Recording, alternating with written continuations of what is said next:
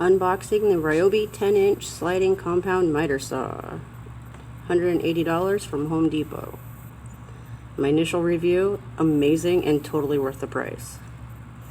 A major jump up from a jigsaw and a circular saw, which is all I had previously. There she is in all of her cutting glory. I fumbled a little bit getting it set up, even though I did read the manual, but you know, I figured it out. Don't worry, I still have all my fingers. I was trying to find the light to cast the shadow of the blade. Got it. There's my first cut, and it was nice.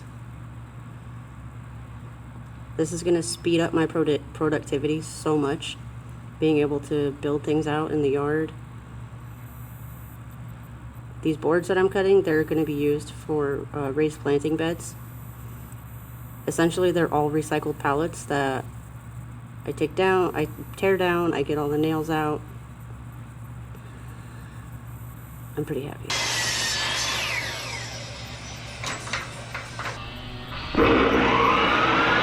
Gotta have the slow-mo shot. So then I build the pallets back up into raised beds that we use to grow our food in. I'm really happy with this purchase. It's going to help a lot. I'm going to use it to build a miter station, so it'll have a permanent home there in the shed.